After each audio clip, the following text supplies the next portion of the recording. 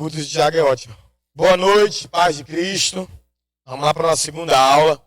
Agonia do Getsêmani, a gente vai para os pontos aí, tá? Preciso dar uma aceleradinha. Não vou ler nem os versículos, não. Vou ler os subtítulos, os títulos e a gente vai pincelando aqui. A dor da cruz, dor de carregar o pecado. Amém? Naquele vídeo nós vimos que aquele vídeo ele tenta ilustrar o quê? Que o pecado nosso que estava sobre Jesus não era algo suave. Por mais que ele fosse Deus, ali ele estava sofrendo muito. Então, a dor, o pecado, ele gerou dor em Jesus. Amém? Ele colocou Jesus diante de uma dor real. Então, a cruz gera dor. Amém? Você e eu precisamos entender isso. Vamos lá. A gente ganhar mais tempo aí.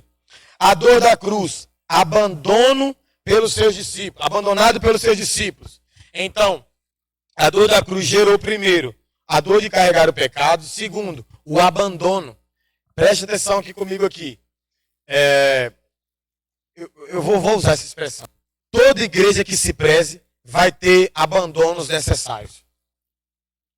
Preste atenção nisso aqui. Se você está numa igreja que se preze, algumas pessoas vão abandonar essa igreja e glória a Deus por isso. Não, é sério. Porque pensa, Jesus foi abandonado aqui, está dizendo o quê? Pelos seus discípulos. Está falando aqui de pessoas próximas, naquele contexto de crucificação, quando João vai ali? Sim, está falando naquele contexto. Mas está falando no contexto bem lá de João 6. Quando você lê João 6, que Jesus está lá dando aquela palavra dura, talvez um dos sermões mais duros de Jesus é João 6.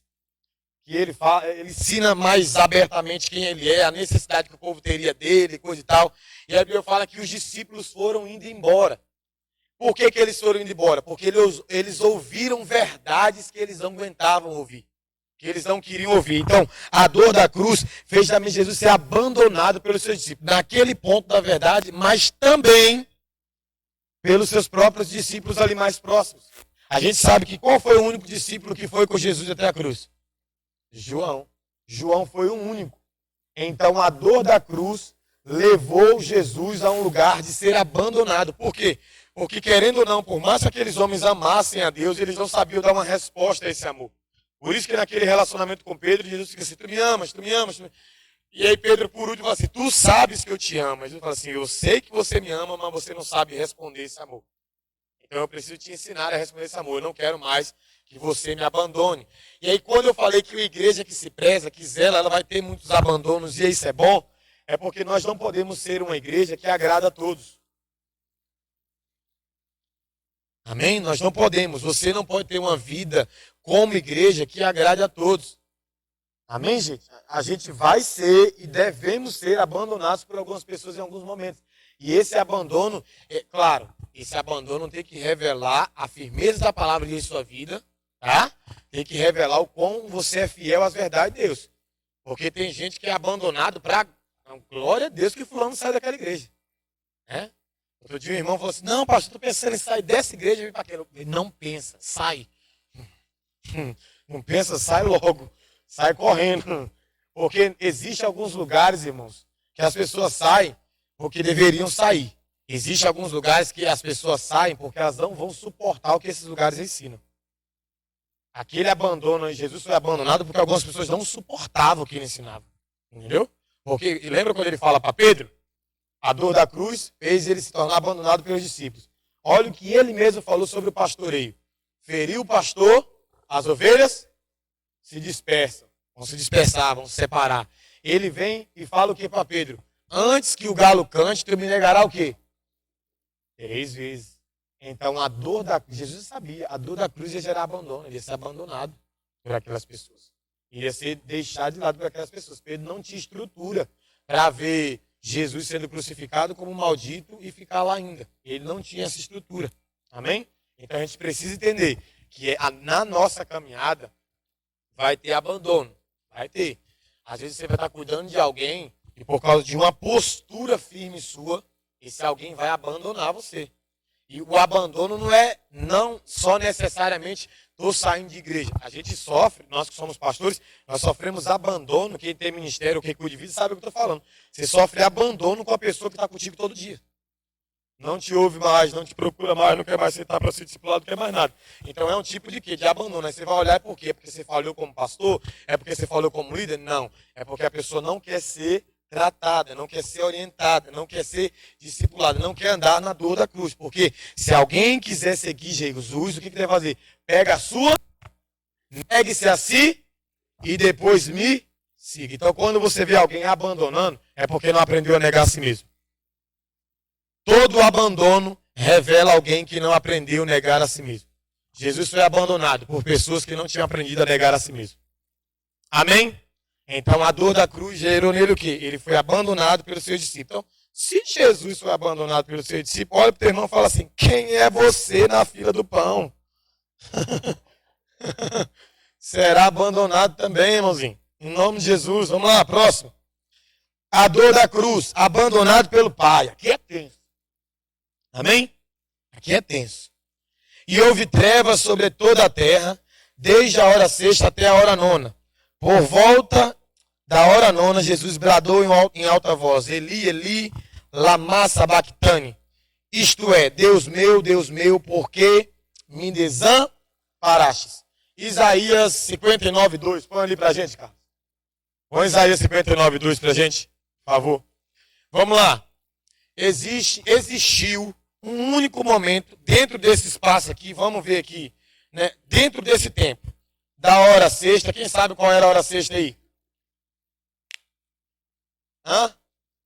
Meio-dia, até a hora nona, que era 3 horas da tarde. Dentro desse espaço, porque o relógio naquela época começava a primeira hora, era 6 horas da manhã, não é como hoje, né? A nossa primeira hora é 1 hora da manhã. Naquela época, não, a primeira hora era quando dia amanhecia, 6 horas da manhã. Então, logo a hora sexta era meio-dia. Então, de meio-dia até as 3 horas da tarde, dentro desse tempo, enquanto Jesus estava ali absorvendo todos os nossos pecados, houve um tempo, dentro desse tempo, em que a conexão entre o Pai e o Filho se perdeu por causa de uma coisa que separa o homem de Deus. O que separa o homem de Deus? Pecado. Tá ali, ó. Vamos lá. Põe um também. Pode pôr um. Vai ficar melhor para a gente entender.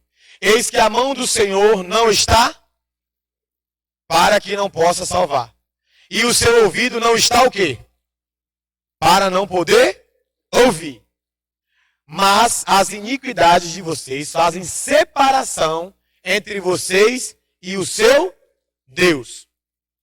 E os pecados que vocês cometem o levam a esconder o seu rosto de vocês, para não ouvir os seus pedidos. Ali está falando de nós, mas trazendo para o contexto dos nossos pecados, na pessoa de Jesus, Jesus sofreu esse reflexo. Quando a Bíblia fala que ele foi abandonado por Pai, é naquele momento. Ele já está pendurado na cruz, os nossos pecados estão sendo colocados nele. É o único momento que ele chama Deus de Deus, no sentido assim, o relacionamento de Jesus com Deus era um relacionamento que ele sempre tratou Deus como Pai. Ali você vê ele usando a palavra Yahvé, Elohim, que é Deus, Deus meu, por que me desamparastes? É no sentido de, vamos lá, se você quer conversar comigo pelo WhatsApp, para a gente se comunicar, eu tenho que estar conectado à internet e você também. Se eu estou conectado à internet, eu começo a mandar uma mensagem para você, mas não vai aparecer lá 2 pauzinhos, né? Que você recebeu. Vai aparecer só um pauzinho lá. Como tipo assim, você enviou, mas essa pessoa não está em conexão. Então logo só vai chegar quando essa pessoa estiver conectada. Se o pecado me desconecta com Deus, seria mais ou menos assim, naquele momento que o nosso pecado estava em Jesus, Jesus estava sem internet para falar com Deus por causa do meio do seu pecado. Por isso que ele usa a expressão, Deus meu, por que me desamparaste? Por quê? Porque ele nunca tinha sentido a ausência de Deus, até aquele momento. Naquele momento ele sentiu essa ausência, ao ponto de falar, Eli, Eli, lama sabachthani. Deus meu, por que me desamparastes? Porque de fato, naquele momento, ele estava sozinho. Naquele momento, a conexão dele com o Pai caiu. Naquele momento, o Wi-Fi se perdeu. E Jesus passou isso tudo por um motivo. E nós precisamos celebrar esse motivo, que é o motivo de poder nos reconciliar com o Pai. Amém? Mas preste atenção nisso. Isaías 59 ainda continua se cumprindo. Deus esconde o rosto dele de nós quando nós pecamos. O pecado ainda faz separação entre nós e o nosso Deus. Isso é uma realidade tão grande que quem tem uma vida de pecado vai para a eternidade? Vai ou não? Então logo o pecado continua me separando de Deus. Amém? Ainda que tenha lá um sangue, uma propiciação, um advogado, ainda que tenha alguém lá intercedendo, eu preciso entender que essa intercessão não é para alguém entregue, essa intercessão é para alguém que luta também. Amém? Não é para alguém entregue o pecado, não. Então, o próprio Jesus está ali. A dor da cruz fez ele ser abandonado pelo Pai. Em um momento, dentro dessas 3 horas, ele sentiu o vazio de não ter Deus. E olha para quem já conheceu Deus, qual que é a frase, o vazio de não conhecer Deus, de não ter Deus. Deus meu, por quê?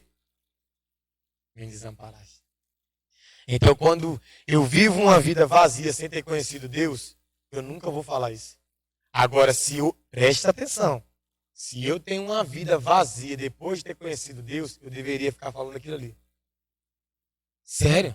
Deus meu, porque assim, irmãos, quem já teve um momento ruim espiritual, um momento péssimo assim, sabe, morte espiritual, quem já passou?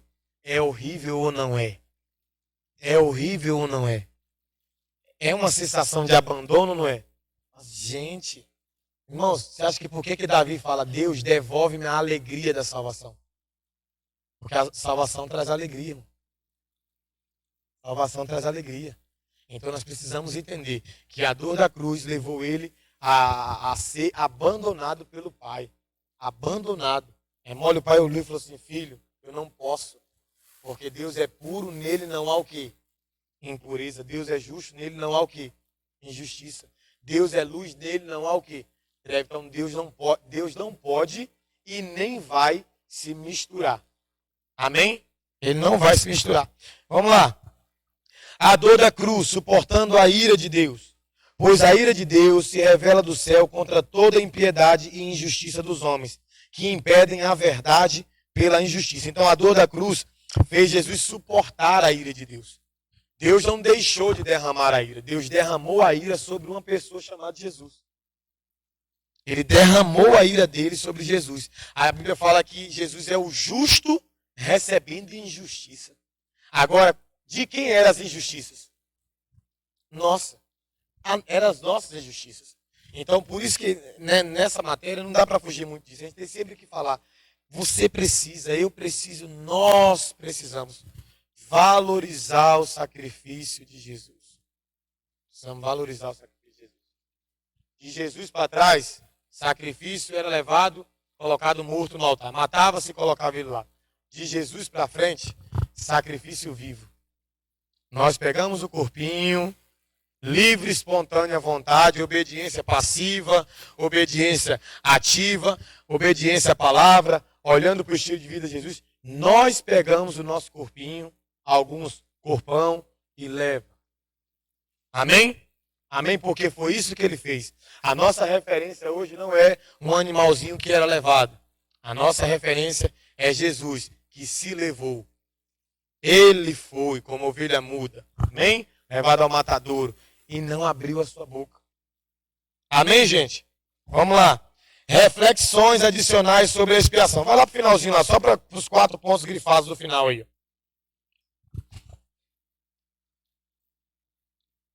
Só para a gente ler isso aqui. E aí a gente passa para a próxima matéria. Ponto 1. Pelo sacrifício, nós merecíamos morrer como castigo pelo pecado. Nesse caso, seria necessário que ele sofresse muitas vezes, desde a fundação do mundo. Mas agora, na consumação dos séculos, ele se manifestou de uma vez por todas para aniquilar o pecado por meio do sacrifício de si, questão dos animais. Então nós merecíamos, mas ele, graças a Deus, e obrigado Jesus por ter feito isso, ele foi o sacrifício suficiente. Pela propiciação, nós merecíamos receber a ira de Deus contra o pecado, a quem Deus ofereceu como sacrifício propiciatório por meio da fé pelo seu sangue, para demonstração da sua justiça na paciência. Deus deixou de punir os pecados anteriormente cometidos. Ele é a propiciação pelos nossos pecados, e não somente pelos nossos, mas também pelos pecados de todo mundo. Nisto está o amor de Deus. Não fomos nós que amamos a Deus. Foi ele quem nos amou e enviou o seu Filho como propiciação pelos nossos pecados. Alguém que conciliou você. Alguém que pacificou o relacionamento. Alguém que aplacou a ira de Deus. A ira de Deus era para vir sobre você e veio sobre ele. Amém? Vamos lá. Pela reconciliação, nós estávamos separados de Deus pelos nossos pecados.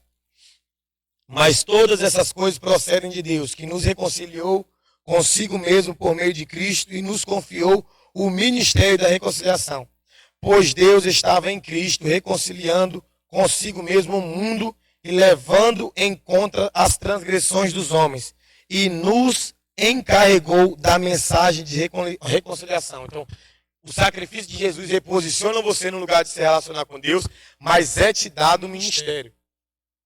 O ministério que é te dado não é o ministério de Mateus 23, que Jesus chama aqueles caras de hipócrita. Por quê? Porque os caras nem entravam no reino de Deus e nem deixavam ninguém entrar. Irmãos, sabe uma coisa que eu como pastor tenho que aprender, ter humildade para ter, você na igreja tem que ter humildade para ter? Se você não consegue levar alguém para um lugar excelente, pelo menos não impeça essa pessoa de chegar lá. Tá? Não impeça. Tem gente que nem cresce e nem permite os outros crescerem. Então a Bíblia fala que Deus nos confiou um ministério de reconciliação. Se você não valoriza a reconciliação que foi te dada e tem um ministério, pelo menos honra o ministério que você tem. Faça uma aliança com Deus, fala assim, Deus, eu não vou impedir ninguém de chegar até você. Porque acredita que muitas igrejas fazem. Muitas igrejas, no Brasil, muitas igrejas, não. Você não pode ir a Deus depois sem passar por mim, não. Você tem que passar por mim. Dependendo, você nem vai lá. Entendeu? Por isso que hoje uma palavra que poderia muito bem ser interpretada de uma outra maneira é tão julgada no nosso meio, que é a famosa cobertura espiritual. Não, eu não acredito em cobertura espiritual, porque cobertura limita o discípulo, que não sei o que. Então a gente pega o contexto ruim da palavra para tirar algo que é excelente. Entendeu? Porque assim, você precisa de um pastor, sim ou não? Eu preciso de um pastor, sim ou não? Só que se o seu pastor for de Deus, ele não vai pedir seu crescimento.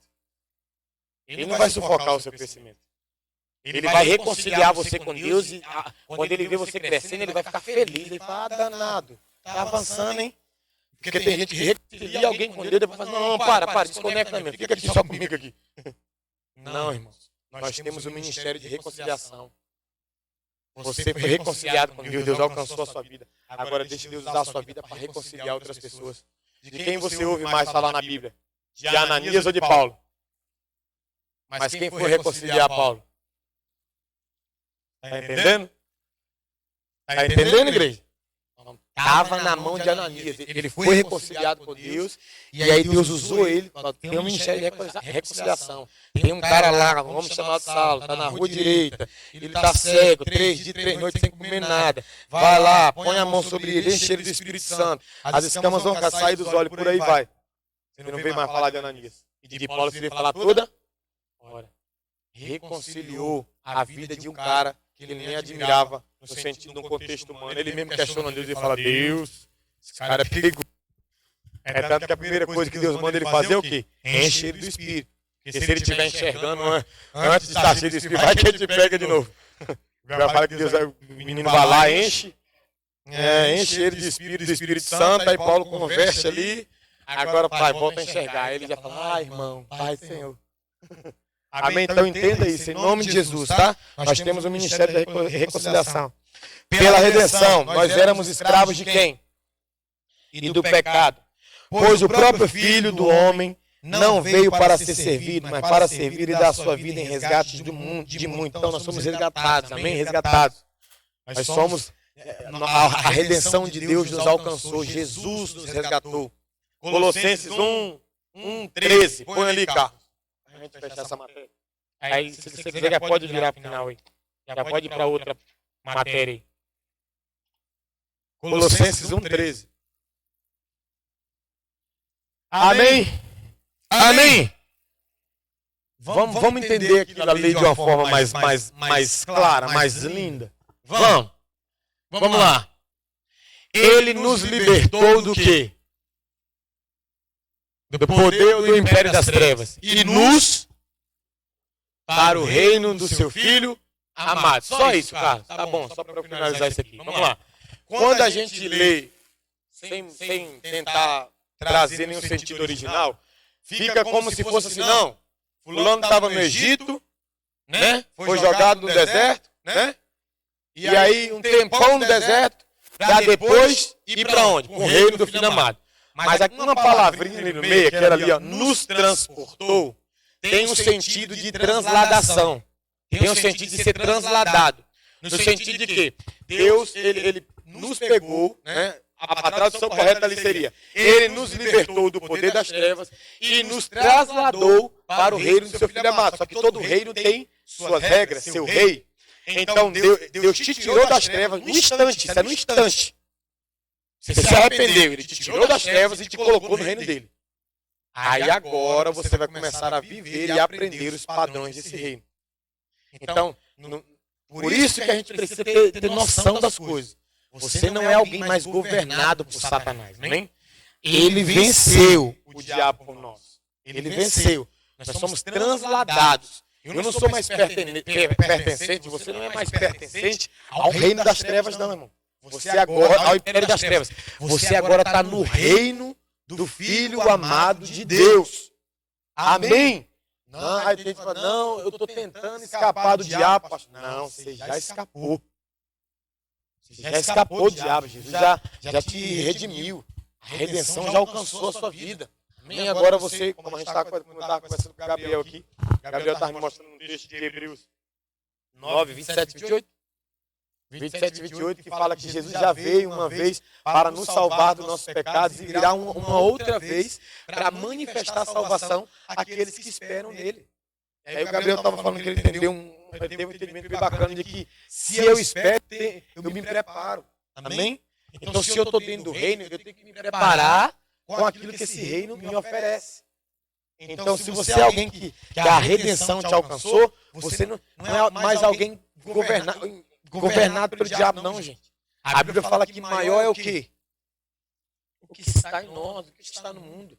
E a gente sabe que enquanto o reino de Deus não é físico e visível, ele é real dentro de nós. É isso que Jesus disse. Ó, vai aparecer falsos profetas, dizendo que é o Cristo. Eles vão dizer, o Jesus está ali, o Messias está ali, o Messias está lá. Jesus fala o que para eles? Não creiais. Aí ele vai falar assim, porque o reino de Deus está dentro de nós. O reino de Deus está dentro de nós. Então, para de ficar dando força para o diabo. Eu odeio ver as pessoas dando força para o diabo, que o diabo não tem, irmão. O diabo não tem. Preste atenção. O diabo é astuto. Ele maquina. Ele te tenta. Mas ele não pode te tocar. Então a Bíblia é mentirosa. Aquele que é de Deus, o maligno, não toca. Não, o diabo. Não, para de dar força para ele, irmão. Para de dar força. Sabe por quê? Porque Jó disse assim, o mal que eu temia, este veio sobre mim. Tem gente que acha tanto que está endemoniado que fica endemoniado mesmo. Para de ficar dando força pro diabo. A redenção te alcançou. O sacrifício de Jesus é suficiente, é valioso. Jesus... No que depender de Jesus, ele não te entrega na mão do diabo. Entendeu? Então, se tu voltar para a mão do diabo, quem quis ir? Eu, exatamente. Porque no que depender de Jesus é o quê? João 17. Pai, todos aqueles que me deste, nenhum lançarei. Se está se sentindo fora do barco, não foi Jesus que te lançou. Foi você que pulou. Foi você que... eu estou fora do barco. Pulou do barco. Era melhor ir lá e acordar ele. Ele ia e organizava a tempestade. Acalmava os ventos. Acalmava o mar. Amém? Vamos lá, próxima apostila. Centralidade de Cristo. Temos aí 10 minutinhos. Vamos falar um pouquinho só de João Batista, que depois a gente